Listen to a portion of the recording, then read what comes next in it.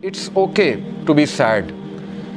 ہر انسان کی زندگی میں کچھ نہ کچھ ایسا ہے کہ اسے غم آئیں گے، اور یہ اللہ نے لائف کی نیچر بھی یہی بتائی کہ الذی خلق الموت والحیات لیبلوکم ایکم احسن عملا، کہ میں دیکھوں گا تم میں سے بہترین عمل والا کون ہے. کہ یہ اندھیرا بھی چھا جاتا ہے اور وہ پورا کا پورا چھا جاتا ہے، لیکن کبھی بھی اندھیرا پورا کا پورا نہیں رہتا ہے. صبح ہوتی ہی ہوتی ہے، کبھی بھی سچویشن سیم نہیں رہتی.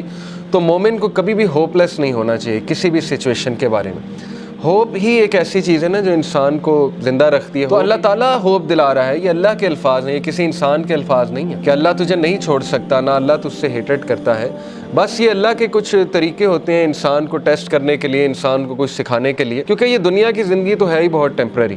اصل میں آخرت کی زندگی ہے، وہاں پہ آپ کا ریوارڈ جمع ہو رہا ہے. اللہ کے ہاں دیر ہو سکتی ہے لیکن اندھیر نہیں ہے.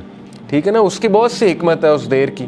اللہ تعالیٰ پتہ نہیں آپ کو کیا ریمائنڈر دینا چاہ رہا ہے، آپ سے کیا آپ کو ٹھیک کرنا چاہ رہا ہے، آپ کے کون سے سکلز کو باہر لانا چاہ رہا ہے. اللہ کیا وہ ہی نہیں جانے گا جس نے تمہیں تخلیق کیا ہے؟ کیا اس کو ہی نہیں پتا کہ تم کس سچویشن میں ہو، تم کس غم میں ہو؟ اللہ سے ہوپ لگائیں گے نا تو ایمٹی ہینڈ نہیں آئیں گے. نو تو ہے ہی نہیں نا، ہوپ لیسنس تو ہے ہی نہیں اللہ کے ہاں.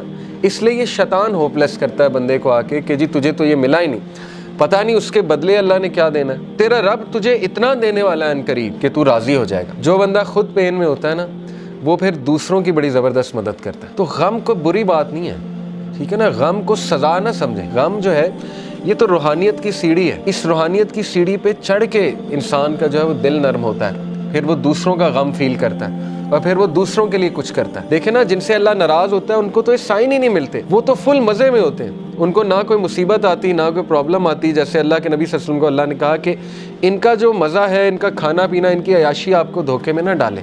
یہ اللہ تعالیٰ ان کو ڈھیل دے رہا ہے، یعنی اللہ ان سے اس حد تک ناراض ہو چکا ہے کہ اللہ ان کی کیئر ہی نہیں کر رہا. جس شخص سے اللہ ناراض ہو جاتا ہے تو پھر اللہ کے نبی نے کہا کہ پھر اللہ تعالیٰ اس کی وہ بھٹکتا رہے اور وہ جس وادی میں مرے اللہ کو اس کی کوئی فکر نہیں ہے. یہ ہے اصل میں وہ شخص بدبخت. اور یہ کون ہے؟ وَلَا تَكُونُوا كَالَّذِينَ نَسُوا اللَّهَ فَأَنسَاهُمْ أَنفُسَهُمْ. کیا تو نے دیکھا اس کو جو اللہ کو بھول گیا تو پھر اللہ نے اس کو اس کا آپ بھلا دیا. اولئک هم الفاسقون، یہی تو فاسق ہے. تو اس لیے یہ مت سوچے کہ اللہ نے آپ کو بھلا دیا. اگر اللہ کسی کو ناپسند کرتا ہے تو اپنے قریب کیوں لائے گا؟ مجھے یہ بتائیں. ٹھیک ہے نا، ایک بندہ کہیں اور جا سکتا ہے، کلاس میں آ گیا، دین کا لیکچر سننے آ گیا، کیا یہ نشانی نہیں ہے کہ اللہ اس سے راضی ہے؟